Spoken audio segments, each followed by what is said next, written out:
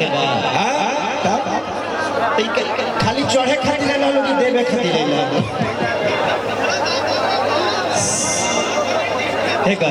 और थोड़ा सा इसका वोकल बढ़ा दीजिए, साउंड उधर हम लोगों को सुनाई कम दे रहा है, थोड़ा सा मॉनिटर में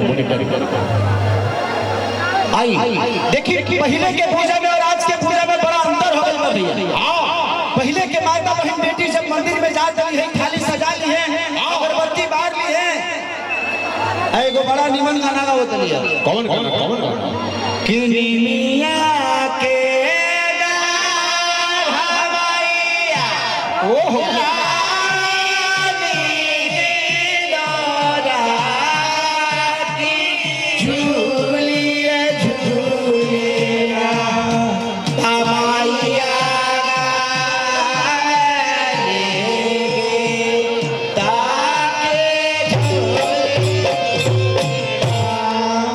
लेकिन आजकल के लड़की अलगे बड़ी सब कैसे जींस पैंट पहन ले तरी सब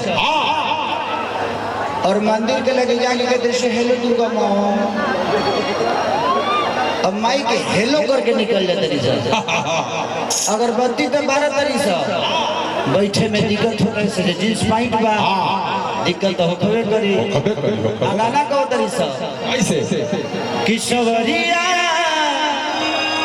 अरे बढ़िया जन बनाई बड़ी बढ़िया खाली सजौले भी आ का कह दिया बाबा कैसे कि ये दिल आशिक माई मंदिर छोड़ के भागल बड़ी चौरा में, समस्तीपुर में भागल बड़ी हटिया समस्ती छोड़ के भागल बड़ी कि भाई अभी ये करे दिल आशिक भइल बा हमार जहां भइल भाई कोरोना के चौथा लहर में टाइम ना लगी। सही बात है। इसलिए पूजा पाठ बड़ा धर्म की चीज है। दुनिया में सबसे बड़ा पूजा जानता नहीं कहा कितनों प्रदेश में बानी रहुआ, लेकिन अपना माई के सवेरे उठी तो पहला फोन अपना माई के करी, अच्छा अपना पिता के करी। सबसे शुरुआत में वो भगवान राम के अगर नाम ना लेना तो चली, लेकिन अगर माई बाप के आशीर्वाद सुबह लेके निकलब तो हमेशा यात्रा सफल गई। अब माई भी मोबाइल ना हो तो कैसे बात हो, मोबाइल लगे तोहरे सब पुत्र हुए हैं जो अपना माई के मोबाइल ना दिले हुए, और सब लोग अपने मेहरारू कर देता स्क्रीन टच। ऐसे जो जिंदगी में सबसे बड़ा कमाई अगर कुछ होला तो माई बाप के प्यार और आशीर्वाद। दुनिया में हर वो रिश्ता स्वार्थ के होला, खाली एगो माई बाप के रिश्ता वादों की स्वार्थ के ना होला। अपना माई के लगे कितनो मोटा के जाइए, बाबूजी में माई में बड़ा अंतर होला।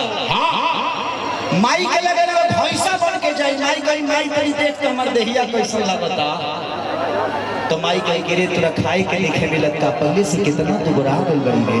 वाह वाह अब है बाबूजी लेके लगे चल जाइए, बाबूजी देखो तो हमारे देह कैसन बा तो कहीं तो काहे ना होई, सब तनख्वाह तोरा देहिए में घूमता।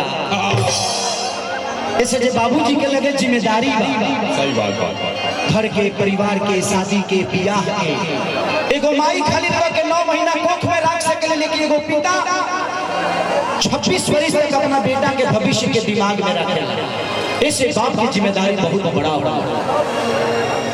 इससे हमेशा ध्यान रखे के चाहिए माई बाप के कबो दिल ना दुखावे के चाहिए। आई एगो भजन से सेवा कि पन्नवा से पातर फूलवा से नाज अरे हई मोर माई महरनिया रे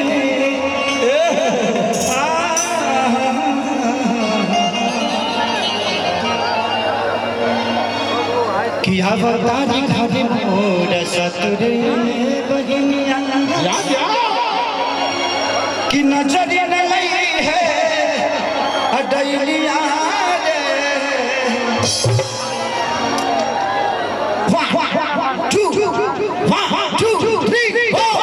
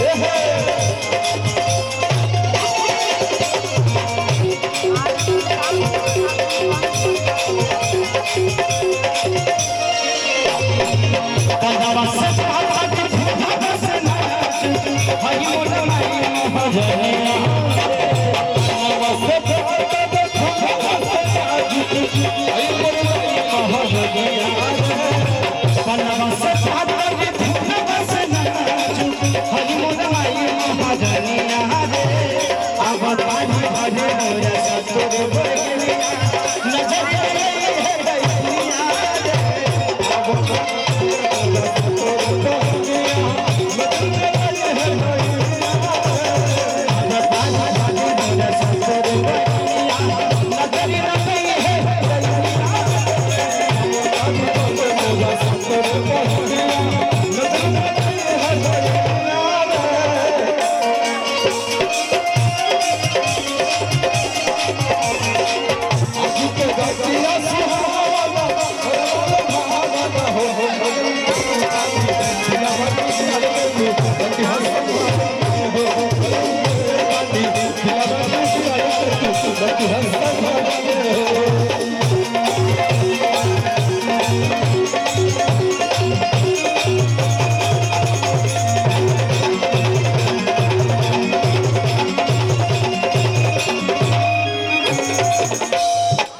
और दिया कह दिया चला तो हाथ दे हर हंसली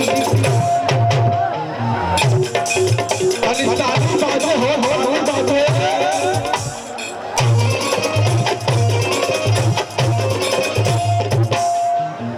हर हंसलिया मनी सोनार से टीका मन टीका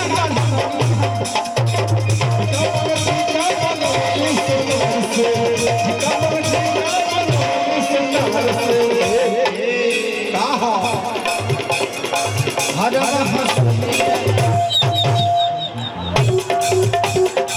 ताली बाजा ताली हर हंसलिया मनी बाजार से टीका मन टीका गढ़नी संगर से